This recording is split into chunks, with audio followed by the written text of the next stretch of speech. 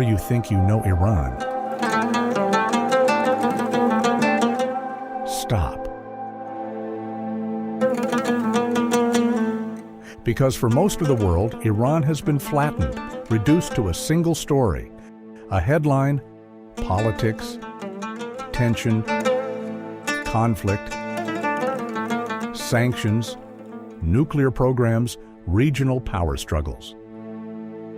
But Iran is not a headline. Iran is not a problem to be solved or a threat to be managed. Iran is one of the oldest continuous civilizations on Earth. A land that has outlived empires, outlasted invasions, survived conquests, and reinvented itself again and again across 7,000 years of unbroken history.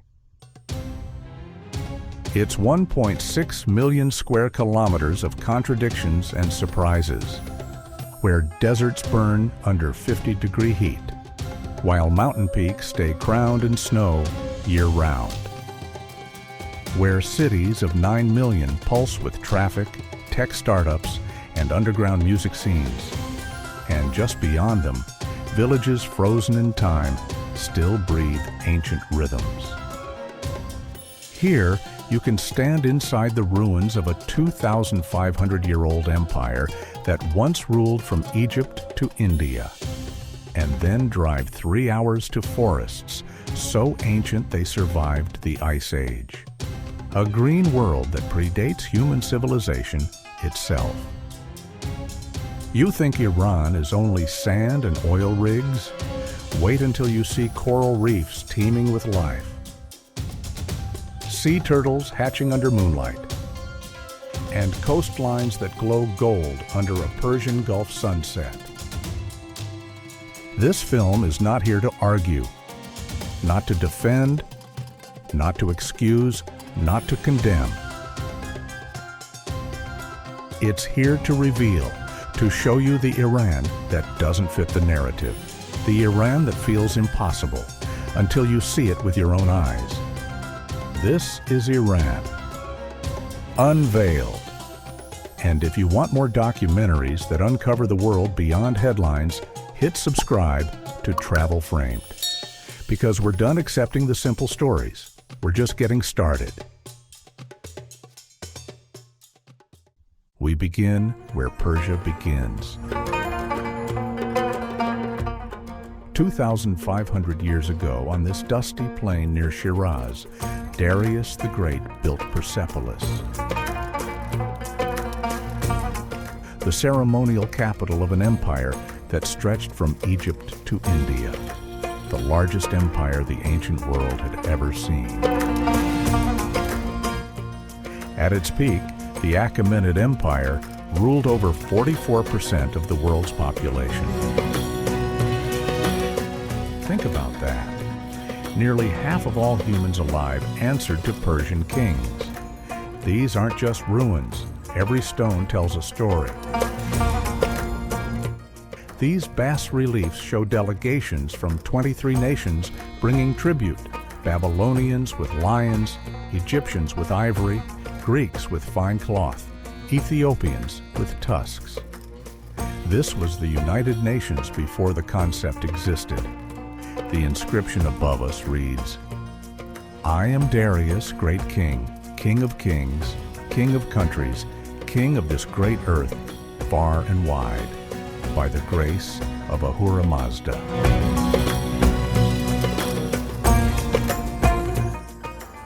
But Darius did something revolutionary. He didn't just conquer, he created the world's first postal system, the first empire-wide road network, the first Declaration of Human Rights, the Cyrus Cylinder, now in the British Museum, proclaiming religious and cultural tolerance. Persia didn't just rule through force, it ruled through ideas. But empires fall.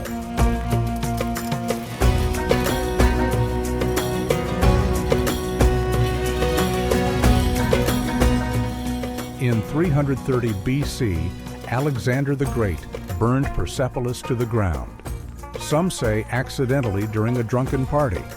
Others say revenge for Persia's invasion of Greece 150 years earlier. The flames burned for 3 months.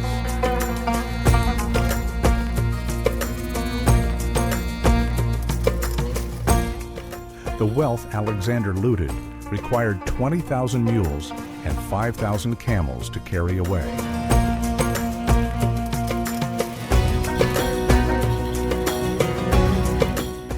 What he couldn't burn was the idea that diverse peoples could coexist under one rule of law. That infrastructure mattered. That tolerance was strength. Those ideas would echo through history.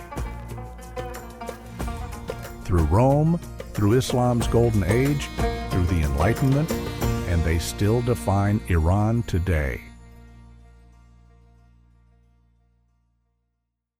30 miles south, the city of Shiraz gives us something Alexander couldn't destroy.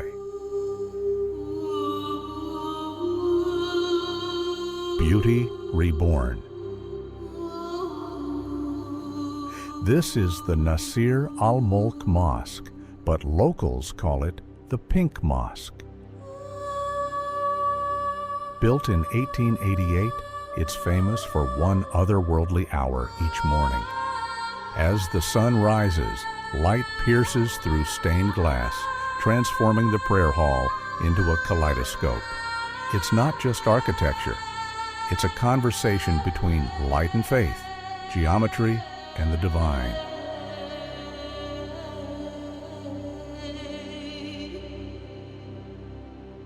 The architect spent 7 years perfecting the angles. The colors shift as the sun moves. At 8 a.m., it's violet and blue. By 9, it's crimson and gold. By 10, the magic is gone. Just stone and glass again.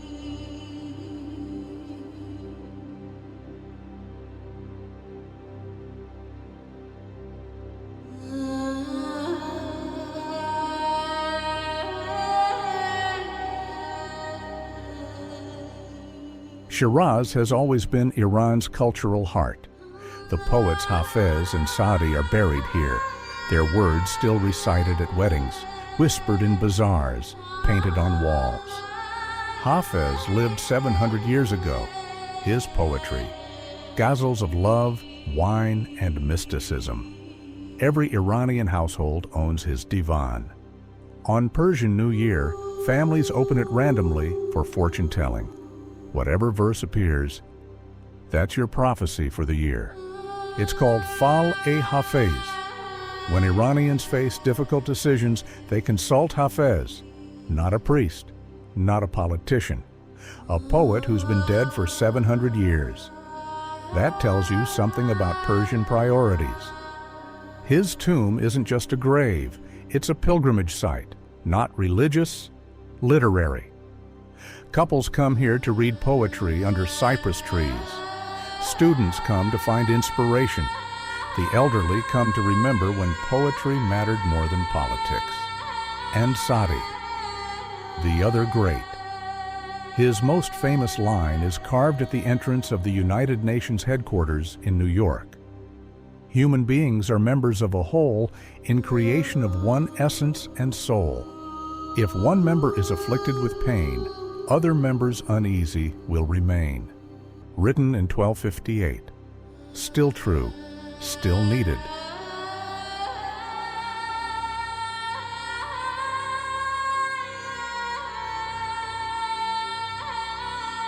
Shiraz also made wine.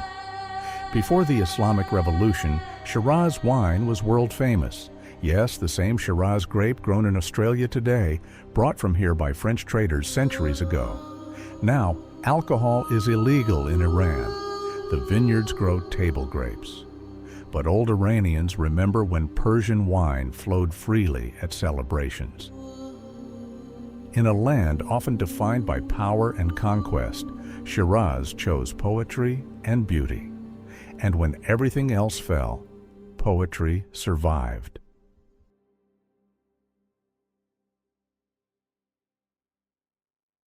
But we're just getting started, because 200 miles north lies a city that took Persia's beauty and perfected it. Isfahan. Even the name feels like silk. There's a Persian saying, Isfahan Nesfe Jahan. Isfahan is half the world. And when you stand in Nakshi Jahan Square, the second largest public square on earth, you understand why.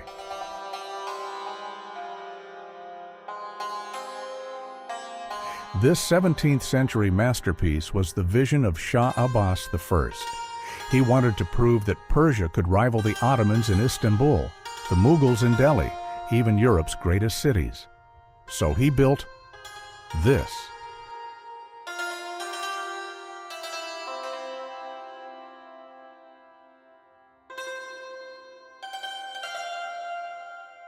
The square is 512 meters long, 163 meters wide, surrounded by two-story arcades with 500 shops.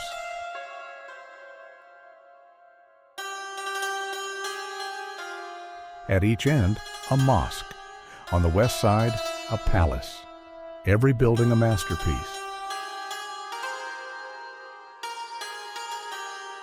The Shah Mosque's dome is 53 meters high, covered in 18 million bricks and 500,000 tiles.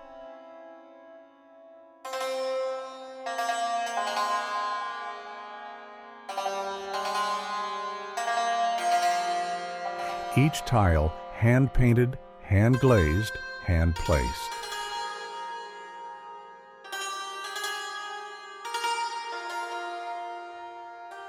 The mathematical precision required to make this dome. Medieval engineers solving problems modern architects still study.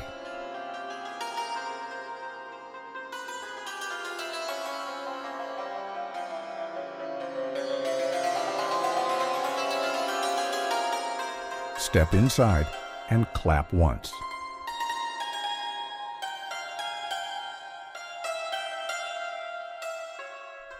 The dome creates a 7-second echo, not an accident.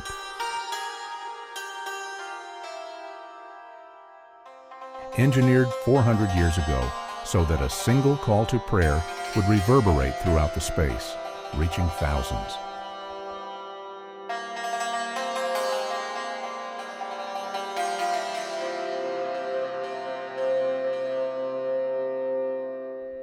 Across the square, the Sheikh Lotfola Mosque was the Shah's private prayer hall.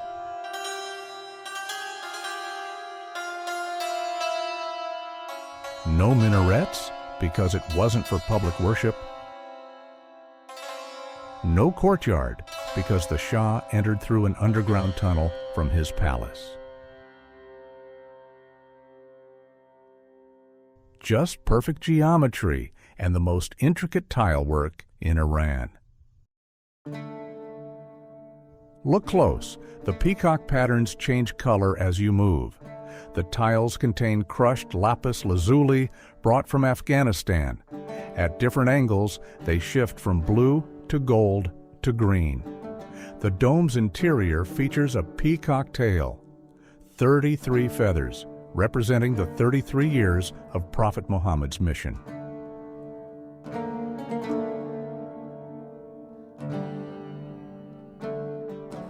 This square was a parade ground where armies assembled, a polo field where the Shah played, a marketplace where silk and spices changed hands, a stage for power, wealth, and divine authority.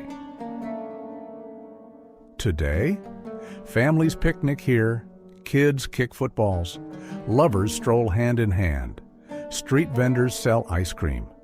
Empire becomes everyday life.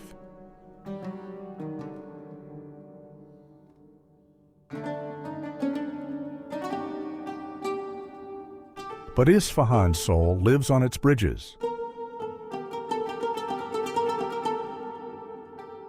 The Siose Pole, the bridge of 33 arches, was built in 1602 by Shah Abbas's chancellor.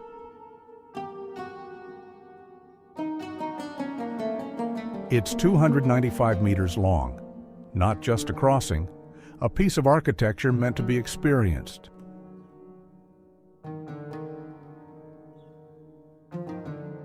At sunset, Isfahanis come here to talk, smoke, drink tea, watch the water.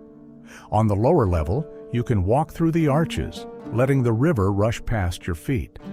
On the upper level, you can see the entire bridge reflected in the water. In summer, the Zayandeh River sometimes runs dry.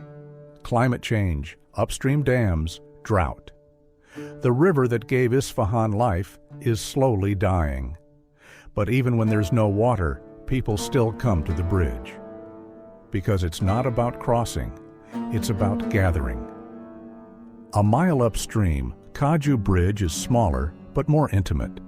Shah Abbas II built it in 1650 with a pavilion in the center where he'd sit and watch the water.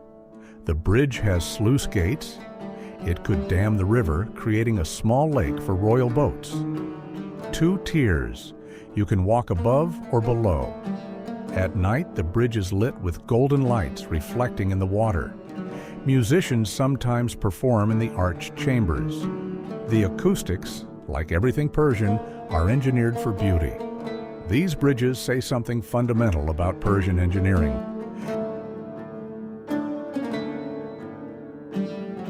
Isfahan's palaces show us how Shahs lived and what they valued. Chehel Sotun, the palace of 40 columns. Count them, there are only 20. But when they reflect in the long pool stretching before the palace, you see 40. Persian poetry in architecture. The columns are cedar, 18 meters tall, supporting a massive wooden roof. The hall was used for receptions, foreign ambassadors, tribal chiefs, visiting rulers. Imagine entering this space 400 years ago.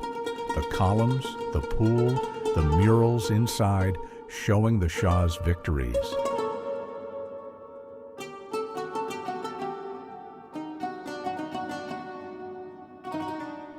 Inside, the ceiling murals show epic battles, lavish parties, diplomatic meetings. History as propaganda, but gorgeous propaganda. One mural shows Shah Abbas receiving the Mughal emperor's ambassador. Another shows the Safavid defeat of the Uzbeks. Another shows a garden party with wine, music, and dancers. A reminder that pre-modern Iran was less austere than today.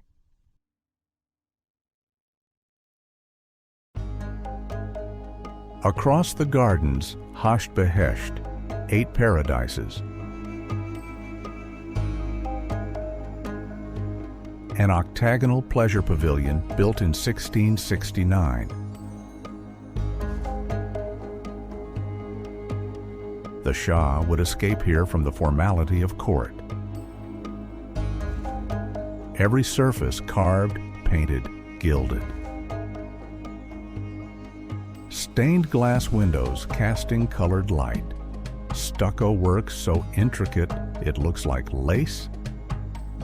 The octagonal design represents the 8 levels of paradise in Islamic cosmology. Each room a paradise of its own. Excess as devotion, beauty as prayer.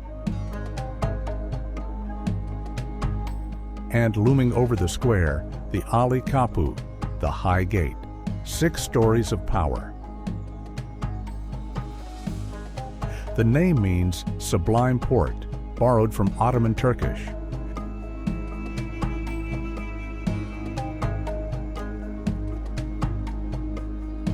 This was the entrance to the royal precinct and a palace itself.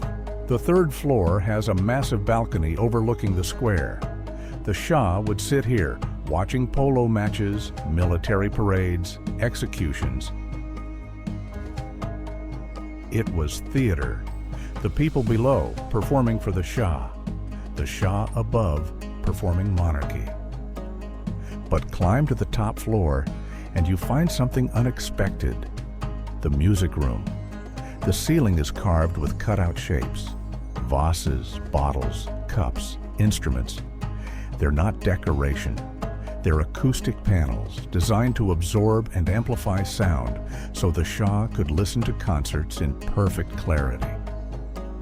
Isfahan at its peak had 600,000 people, one of the world's largest cities, more mosques, bridges, and palaces than anywhere outside Istanbul. Travelers called it one of the most beautiful cities on earth. Then the Afghans invaded in 1722, besieged Isfahan for 6 months.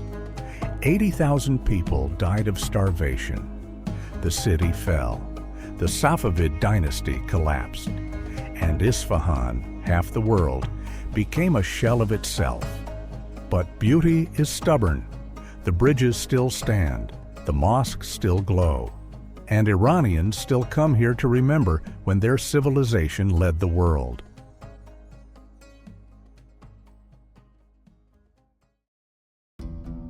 Now the landscape changes. Welcome to Yazd, where survival demands genius. This is one of Earth's hottest cities.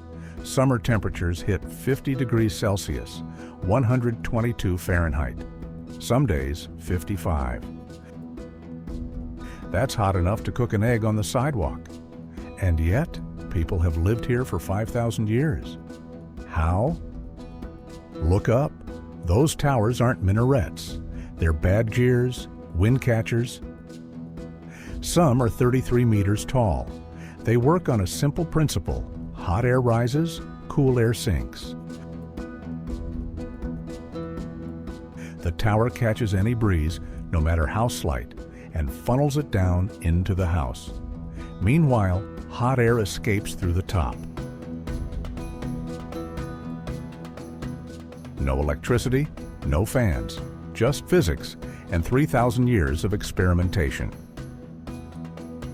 Some houses have wind towers with 4 directional scoops, catching wind from any direction. Others have just 2. The wealthy had taller towers, literally higher cooling.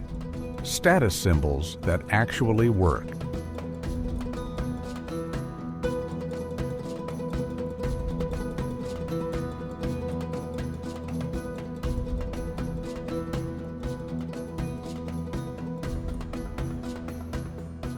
Below our feet, qanats, underground aqueducts that bring snowmelt from mountain aquifers 70 kilometers away.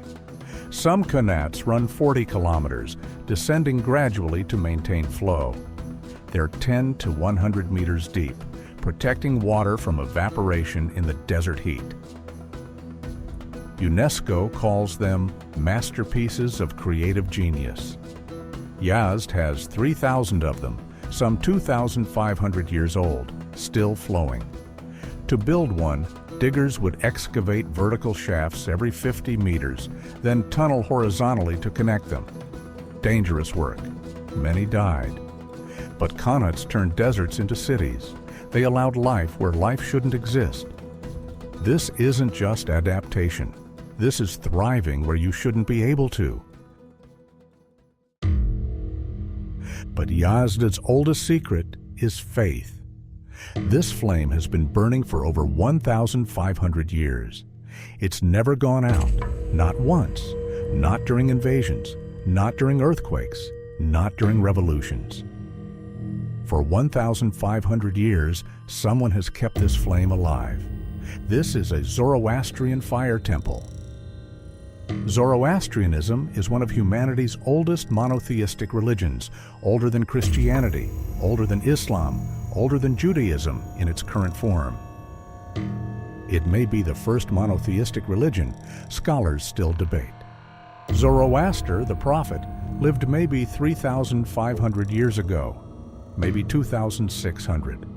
We're not sure, but his teachings shaped everything that came after. Judaism absorbed Zoroastrian ideas of heaven, hell, angels, demons, the end times, resurrection. Christianity inherited those ideas from Judaism. Islam inherited them from both.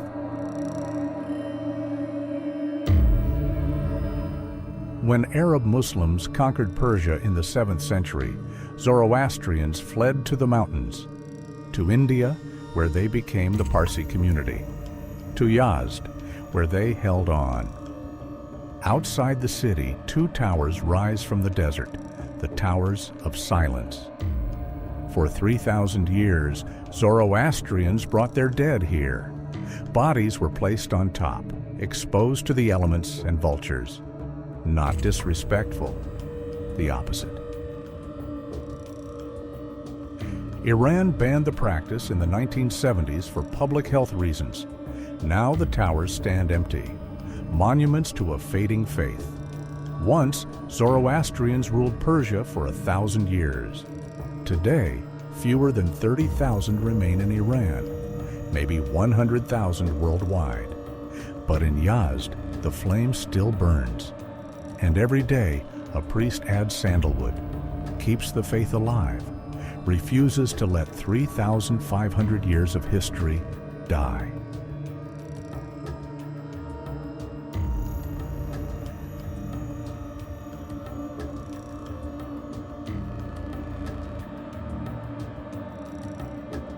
An hour north, the village of Abyaneh clings to a mountain. The buildings are pink-red, the color of the local clay, rich in iron oxide. Some families here trace their lineage back 1,500 years.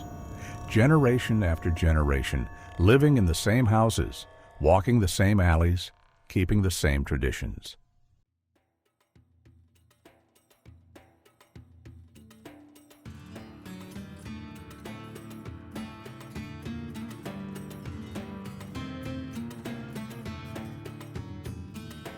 The women wear flower print scarves and traditional tunics, a style that predates Islam's arrival in Persia. In most of Iran, women wear black chadors. Here, they wear red and white.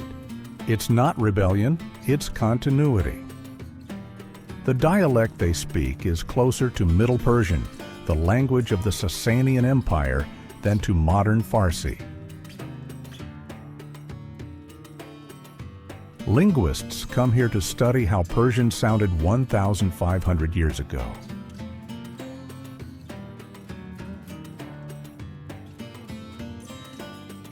In the desert, pomegranate orchards defy the dryness. The fruit thrives here. Iran is the world's second-largest pomegranate producer after India. The Persians called it the fruit of paradise. In Zoroastrianism, pomegranates symbolize fertility and eternal life. Each pomegranate contains up to 1,400 seeds. In Iran, they're dried into powder, pressed into juice, cooked into stews. The molasses, thick and sweet-sour, flavors everything from kebabs to fesenjan, the walnut pomegranate stew.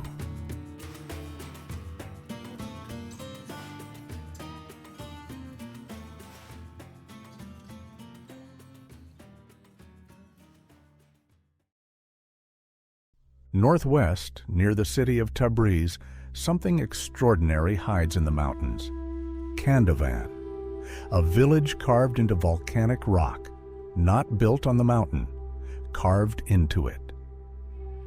700 years ago, when Mongol armies swept across Persia, burning cities and slaughtering populations, refugees fled into these mountains. They found this valley filled with cone-shaped rock formations, volcanic ash compressed over millions of years into soft stone called tuff. And they realized, we can hollow these out. So they did. They carved homes inside the rocks, hollowed out the cones, created rooms, staircases, storage chambers, entire houses carved from single pieces of stone. Today, over 600 people still live here, not as a museum, not as a reconstruction for tourists, as home, the same way their ancestors did 700 years ago. Inside, the volcanic rock provides natural insulation, cool in summer when outside temperatures hit 40 degrees, warm in winter when snow buries the valley. The thick stone walls muffle sound.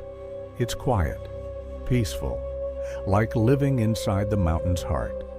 Some homes are 4 stories tall, all carved from a single massive rock cone.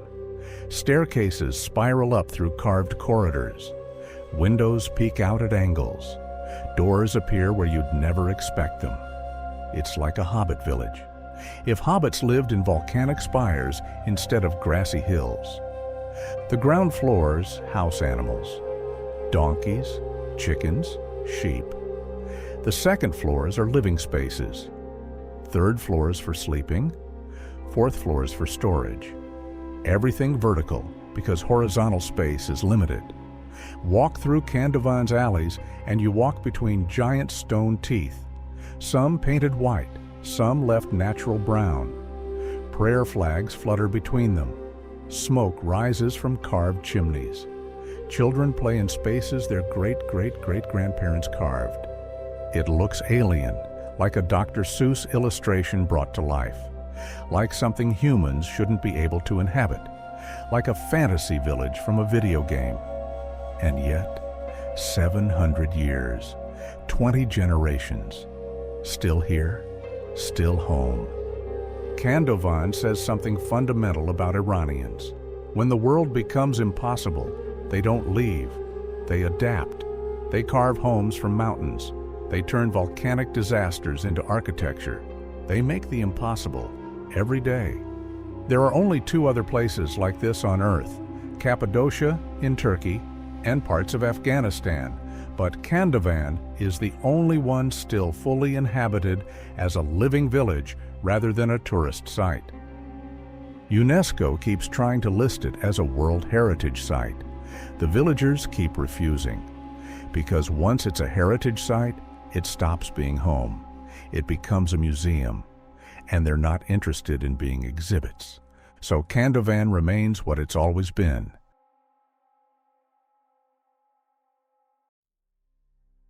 This is central Iran, where humans and nature negotiate. Sometimes humans win, sometimes nature does, but the negotiation never ends. From the desert to the megacity, Tehran.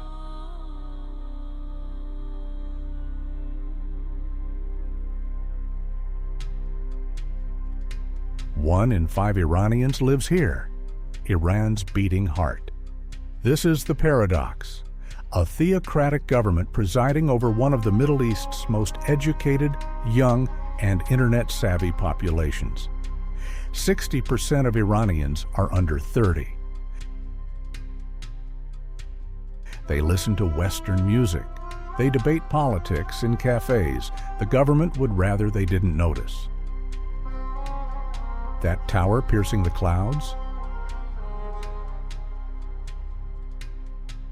Milad Tower, 435 meters tall, 6th tallest tower in the world. A symbol of ambition. You can see it from anywhere in Tehran. At night, it lights up in different colors. Green for environmental awareness, pink for breast cancer awareness, blue for autism awareness. Behind it, the Alborz Mountains rise to 5,600 meters, snow-capped even in summer. Damavand, Iran's highest peak, is a dormant volcano. In winter, Tehranists ski on those slopes. You can ski in the morning and be back in the city for lunch. The Azadi Tower, Freedom Tower, was built in 1971 for the 2,500th anniversary of the Persian Empire. Shah Mohammad Reza Pahlavi wanted to celebrate Persia's ancient glory.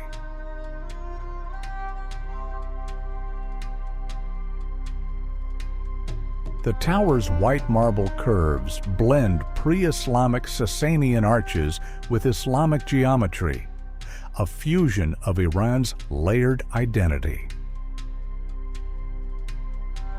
After the 1979 revolution, it became a symbol of Islamic freedom from Western influence. Same tower, different meaning. That's Iran, the same facts, interpreted differently depending on who's in power. The Grand Bazaar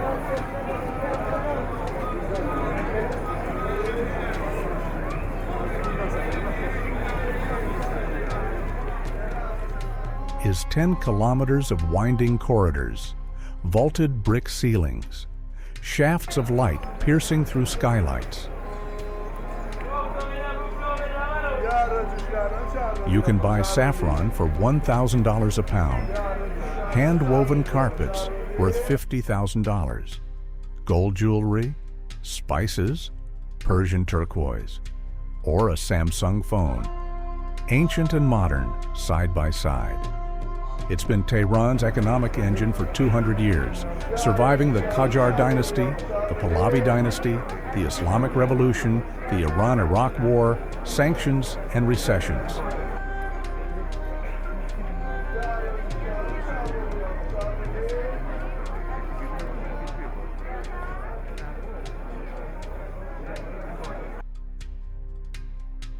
That stack of bills?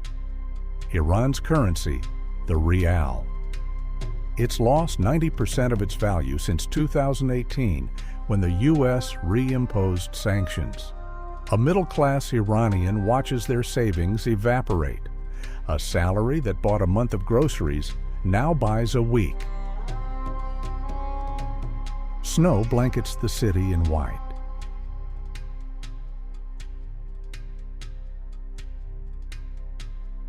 The traffic that usually crawls now inches through slush and ice.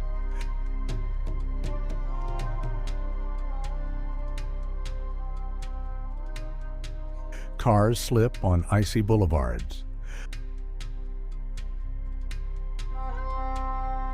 Motorcycles weave between lanes even more dangerously than usual. It takes 2 hours to go 5 kilometers.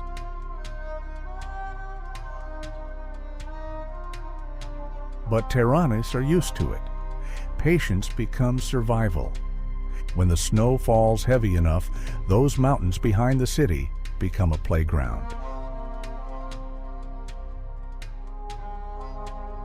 Tochal Ski Resort sits right above Tehran. You can take a gondola from the city and be on the slopes in 30 minutes. Dizin, Shemshak, some of the highest ski resorts in the world.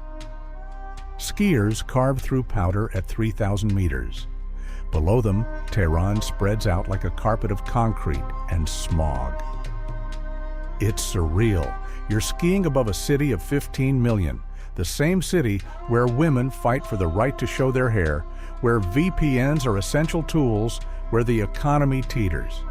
But up here, for a few hours, there's just snow and speed and the thin mountain air. Back in the city, there's the Golestan Palace. Palace of Flowers, built in the 16th century, rebuilt and expanded by the Qajar kings.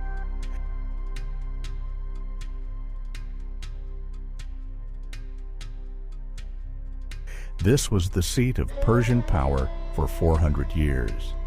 Mirrored halls that fracture light into kaleidoscopes. Peacock throne room where Shahs once sat. Gardens with turquoise pools. Hand-painted tiles covering every surface. It's a UNESCO World Heritage Site now. Tourists and Iranians alike wander through, taking photos of the opulence, the throne rooms, the marble staircases. The contrast between this and the traffic chaos outside is jarring. Inside, Persian silk carpets and chandeliers. Outside, honking horns and exhaust fumes. Because Tehran's traffic is legendary. 12 million vehicles on roads built for 5 million. No one follows lanes. Motorcycles use sidewalks. Intersections become free-for-all negotiations. The Tehran metro helps. It's actually quite modern. But most Tehranis still drive or sit in traffic for hours every day. Yet even in the chaos, there's rhythm, a system within the madness.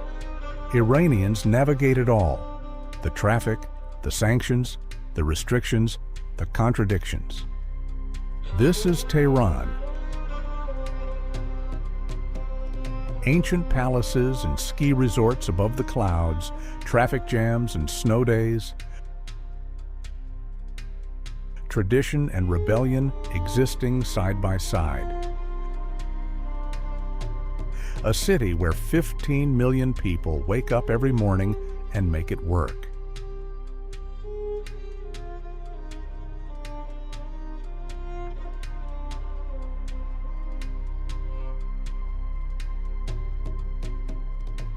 From Tehran, we drive 140 kilometers south to Qom, Iran's spiritual capital.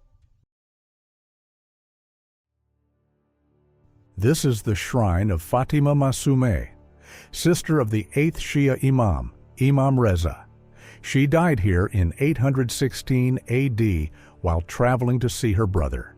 Her golden dome rises 30 meters into the sky, covered in 7,000 gold-plated tiles that shine like captured sunlight.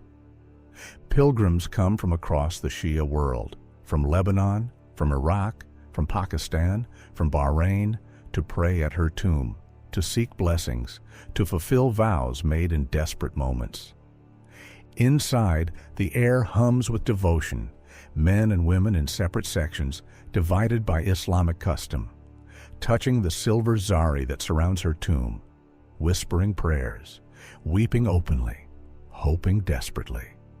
The courtyard can hold 100,000 people.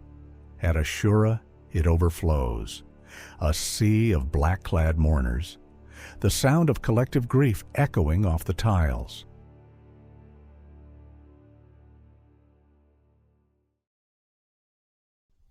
But Qom isn't just a shrine city.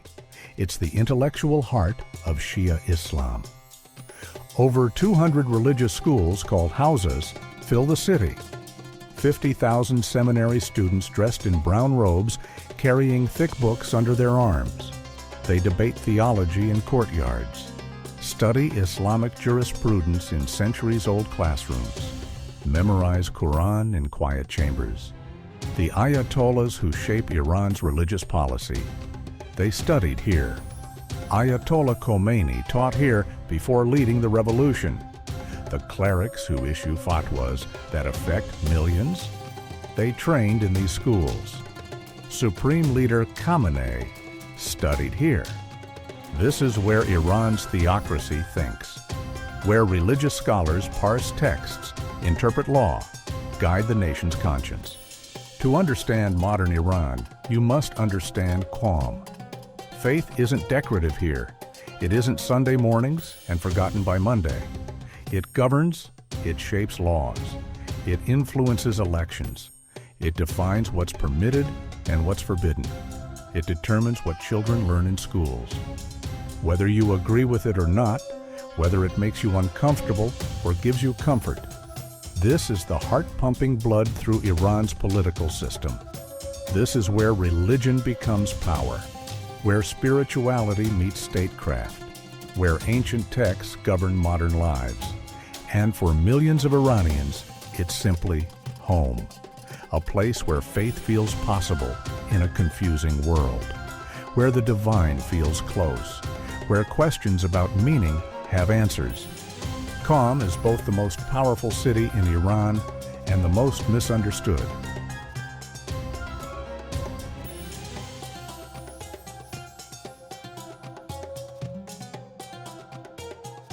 But we've been in cities long enough. It's time to chase something wild.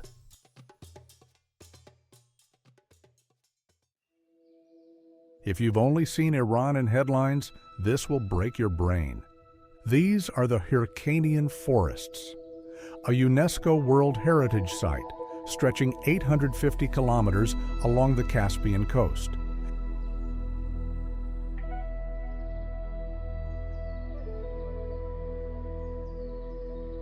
They're 50 million years old.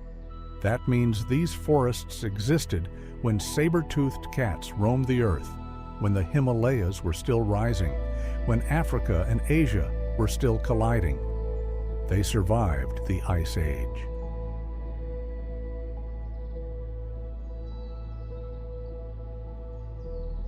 While glaciers smothered Europe and North America, these trees endured in this sheltered pocket between the Caspian Sea and the Alborz Mountains. Today, they're one of the planet's last temperate rainforests, rarer than tropical rainforests. 3,200 plant species live here, 180 bird species, 58 mammal species.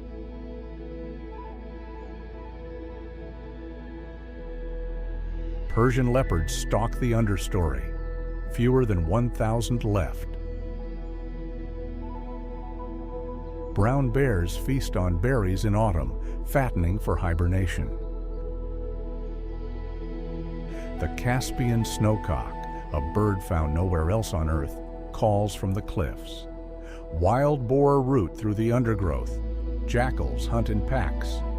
And if you're very, very lucky, you might glimpse a Persian leopard, though they're mostly nocturnal and avoid humans.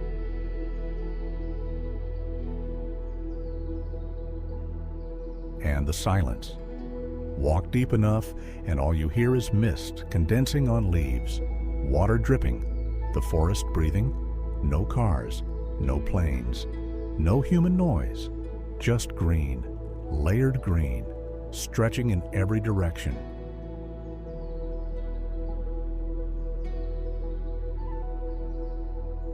This isn't the Iran you expected. That's the point. These forests are shrinking. Illegal logging, development, roads cutting through, climate change shifting rainfall patterns. What survived 50 million years might not survive the next 50.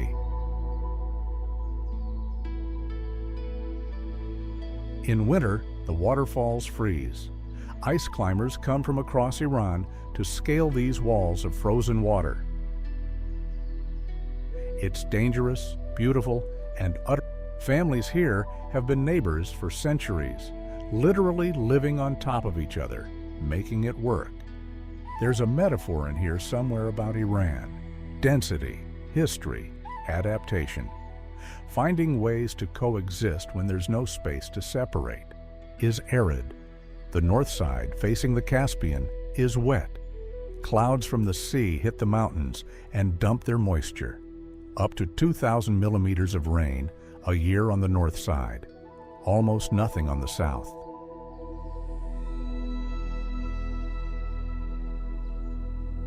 Cross the Chalice Road through the mountains, and you cross from desert to jungle in 90 minutes. One side, dry, rocky, brown. The other side, green, misty, alive. It's like crossing into another country. Iranians drink more tea per capita than almost any nation, 1.8 kilograms per person per year. Tea isn't a drink, it's a ritual. You offer tea to guests before anything else. Refusing once is polite. Refusing twice is expected. On the third offer, you accept. It's called ta'aruf, ritualized politeness.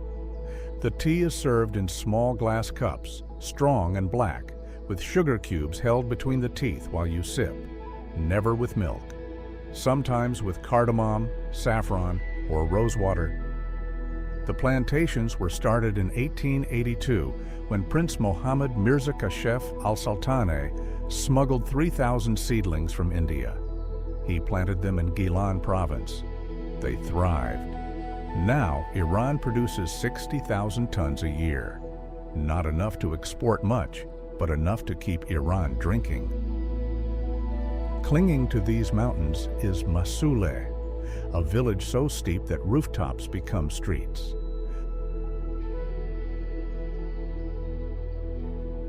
The house above you is literally built on the roof of the house below. There are no streets in the traditional sense. You walk on people's roofs. Cars can't enter. Too steep. Everything is carried in by hand or by mule. The village is 1,000 years old. Yellow clay buildings stacked up the mountainside.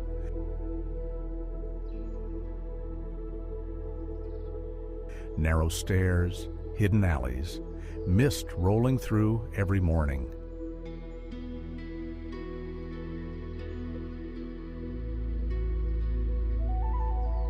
In winter, snow buries it. In summer, tourists come to walk the roof streets and drink tea overlooking the valley.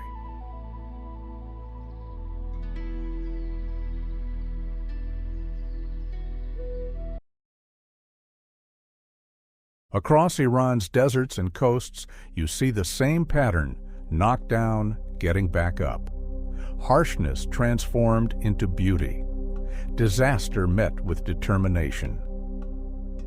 3 places tell this story. Kashan, on the desert's edge, built wealth on silk and carpets. When 19th century merchants got rich, they didn't just survive the desert, they made it bloom. The Borujerdi house took 18 years to build. The owner wanted to impress his future father-in-law. It worked. Wind towers 40 meters tall cool the house naturally. Courtyards with fountains. Water as the ultimate desert status symbol.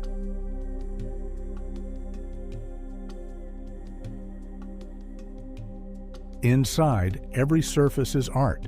Stucco carved like frozen lace. Mirrors arranged into mosaics.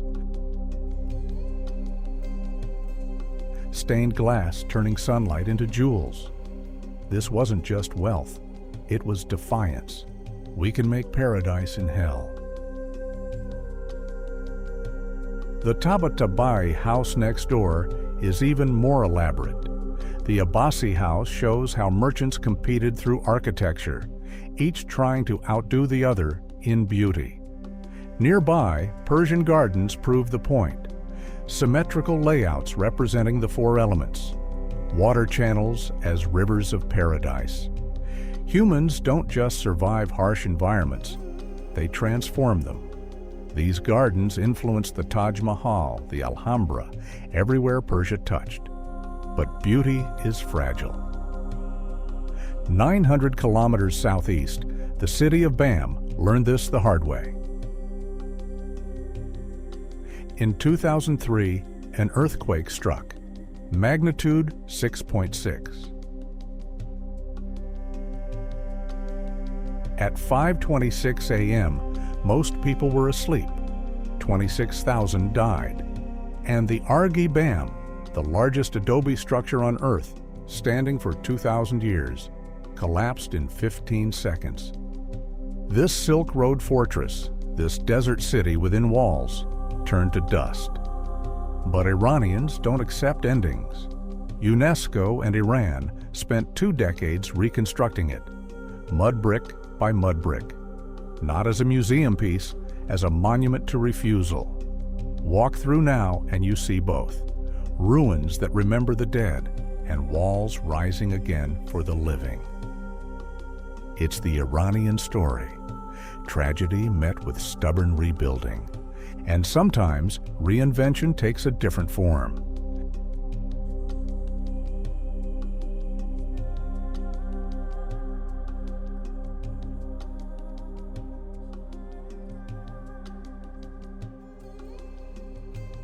Kish Island in the Persian Gulf shows modern Iran's attempt at transformation.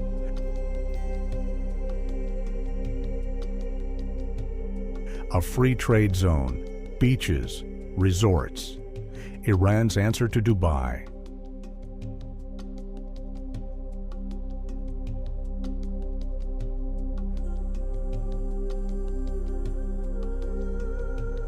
That rusted ship beached on the shore? The Greek ship, abandoned in 1966.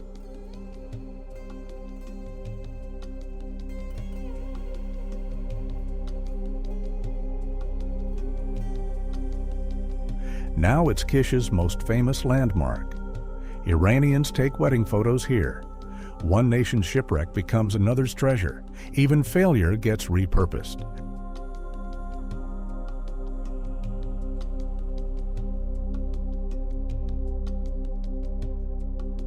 The island blends contradictions.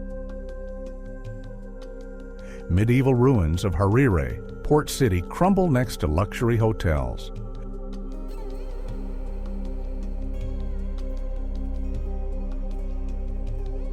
Flamingos wade in lagoons while tourists shop duty-free. Ancient and modern side by side, figuring it out.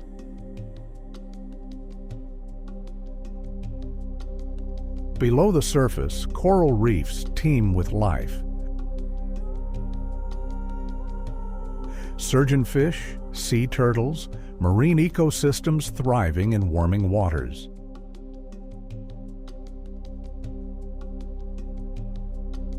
Above the surface, an island trying to become a destination despite sanctions, despite isolation.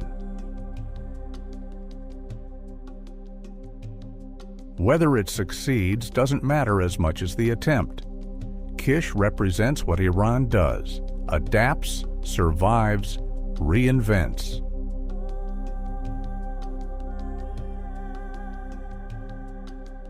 From Kashan's desert mansions to Bam's rebuilt citadel to Kish's modern experiment, the thread is the same.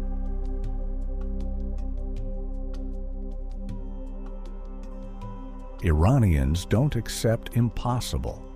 They make beauty from harshness. They rebuild from ruins. They transform what they have into what they need. Resilience isn't just surviving, it's creating, rebuilding, and refusing to stay broken. This is the Iran behind the headlines. It's Ashura, the morning of Imam Hussein, killed at the Battle of Karbala in 680 AD. Millions walk in procession, beating their chests, carrying black flags, chanting. Faith expressed through collective grief. Passion plays reenact the battle. Blood, sacrifice, martyrdom. It's visceral, emotional, the foundation of Shia identity. It's weddings where entire villages dance the Halleh, hands clasped, circling endlessly, music pounding, joy uncontainable. Drums, singing, clapping, dancing until dawn. In rural areas, weddings last 3 days. The whole community comes because joy, like grief, is collective. It's bread baked in clay ovens the same way for 3,000 years. Dough slapped onto the hot clay wall. 60 seconds, peeled off steaming, served with everything. Sangak, taftoon, barbary, lavash, dozens of types.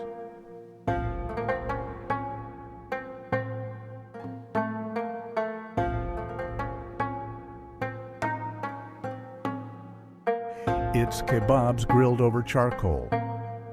Kubide made from ground lamb and onion. Juje made from marinated chicken.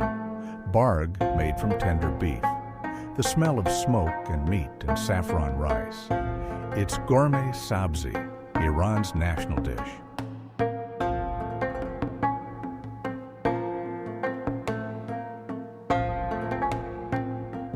Kidney beans, dried limes, fenugreek, parsley, and lamb, slow-cooked for hours.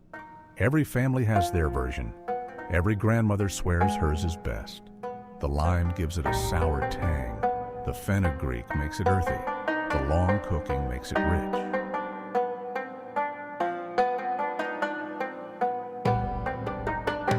It's tea poured from samovars into delicate glasses, always offered, always accepted. Refusing once is polite. Accepting too quickly is rude. It's a dance. Ta'aruf. Ritualized politeness that foreigners find maddening, but Iranians find essential. It's carpets washed in rivers, a springtime ritual of renewal. Entire villages bring their carpets to the river, scrub them, beat them, hang them to dry. The colors run into the water, reds and blues bleeding away months of dust. It's spices sold in bazaars where haggling is sport. Saffron at $1,000 a pound, the most expensive spice on earth. Barberries, dried limes, sumac, turmeric. The air thick with scent, It's rice paddies tended by hand in Gilan. Farmers ankle-deep in water, planting seedlings one by one. Back-breaking work, the same fields their ancestors worked 1,000 years ago. It's pomegranates split open, red as rubies, seeds like jewels, juice staining fingers. Every part used, juice, molasses, seeds, even the rind for dye. It's calligraphers who learned their craft over decades, the Nastaliq script flowing like water, the Kufic script sharp as geometry. Writing isn't just communication, it's art, it's prayer, it's weavers whose fingers dance across looms. Silk carpets with 1,000 knots per square inch, patterns that take years to complete. A single carpet worth more than a car. It's musicians who play instruments their great-grandparents played. The tar, the sitar, the santur, the daf. Modal music, maqam-based, improvisational. Not like Western music, different scales, different rhythms. The music of caravans and courts. It's children laughing in Nakshi Jahan Square, chasing pigeons, eating ice cream, kicking footballs, life continuing despite everything.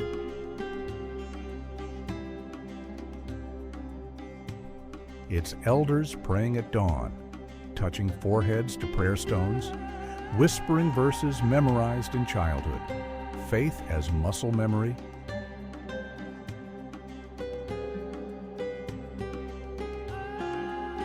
It's women debating philosophy over tea, discussing Foucault and Fanon, reading banned books passed hand to hand, intellectual life thriving underground. It's men watching soccer like their lives depend on it. Team Melli, the national team, unites the country like nothing else. When Iran plays, everything stops. 85 million people holding their breath together. These small joys matter. They're how people survive, how they resist, how they remain human when everything tries to flatten them into statistics. So Iran, you've seen the ruins of empires in the bloom of gardens, industrial flames and coral reefs, ancient forests older than civilizations, and dying lakes younger than your grandparents, cities of millions and villages of dozens. A culture that gave the world algebra, the guitar, and the game of polo. Poetry that still makes people cry 700 years later. Iran isn't simple. It refuses to be simple. It's not the villain in a headline or the victim in an op-ed. It's 1.6 million square kilometers of contradictions and 85 million people trying to navigate them every single day.